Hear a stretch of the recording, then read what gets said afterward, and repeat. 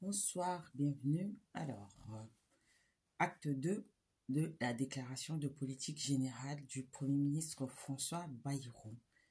Dans une précédente vidéo, j'avais déjà abordé les deux premiers points, donc les deux des principaux points abordés dans cette fameuse déclaration de politique générale, à savoir la remise en chantier de la réforme des retraites et la création d'un fonds spécial pour la réforme de l'État. Donc aujourd'hui, je vais vous parler des deux points suivants, à savoir la proportionnelle aux législatives, d'accord?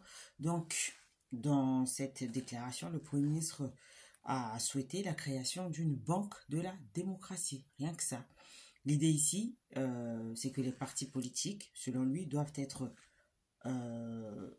doivent pas, dépendre des banques étrangères, mais leurs financements doivent relever d'organismes publics qui sont soumis au contrôle du Parlement. Donc là, je pense que, comme on le dit, chat échaudé craint l'eau froide.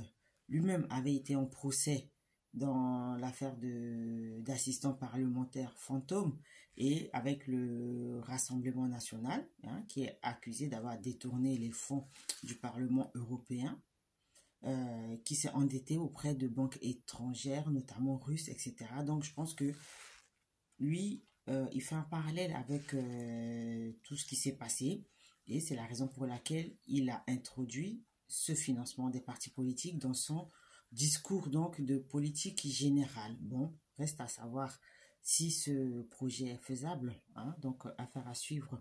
Ensuite, le quatrième point abordé dans sa déclaration de politique générale, c'est son souhait de mettre en place une politique de contrôle et de régulation de l'immigration. Donc, il a réaffirmé sa conviction profonde selon laquelle l'immigration est une question de proportion. Donc, avec un exemple assez bancal que je me garde de reprendre ici. Si vous voulez aller sur Internet, vous trouverez ce qu'il a donné comme exemple, d'accord?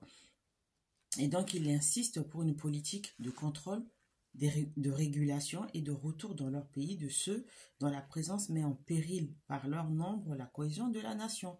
Pour moi, la question n'est pas le nombre.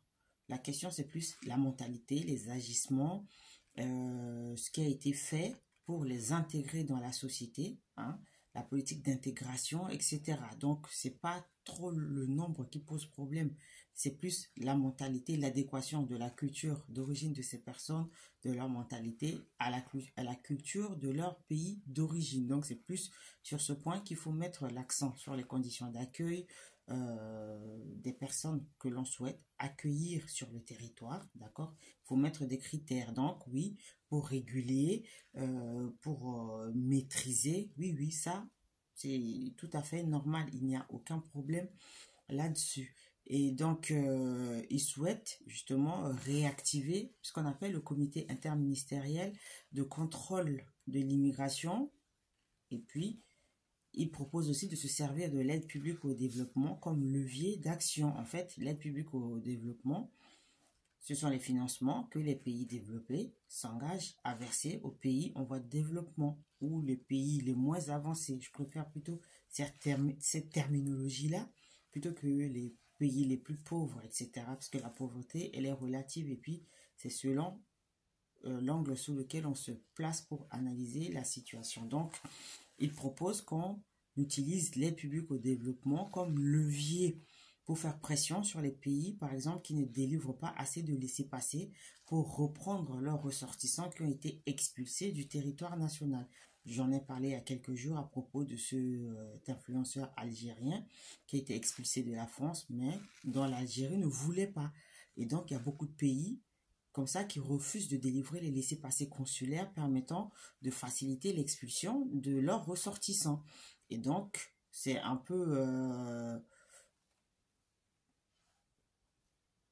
faire un chantage. Clairement, c'est du chantage. Donc, si vous ne délivrez pas de laissez-passer consulaire, pas assez en tout cas, on ne vous donne plus d'argent. En gros, c'est ça. Donc, après, c'est aussi une façon de fonctionner, parce qu'à un moment donné, il faut quand même trancher dans le vif du sujet. Et puis, à propos de la proportionnelle, justement, aux législatives, le Premier ministre, il a dit vouloir avancer sur la réforme du scrutin législatif. Et donc, je reviendrai ultérieurement pour parler de la différence entre la majorité absolue, la majorité relative, les scrutins, la proportionnelle uninominale ou majorité à un ou deux tours, etc. Je parlerai de ces modes de scrutin un peu plus tard dans une vidéo à part. Pour l'instant, c'est juste la deuxième partie de l'analyse de la déclaration de politique générale du Premier ministre avec le troisième point qui est la proportionnelle aux législatives et le quatrième point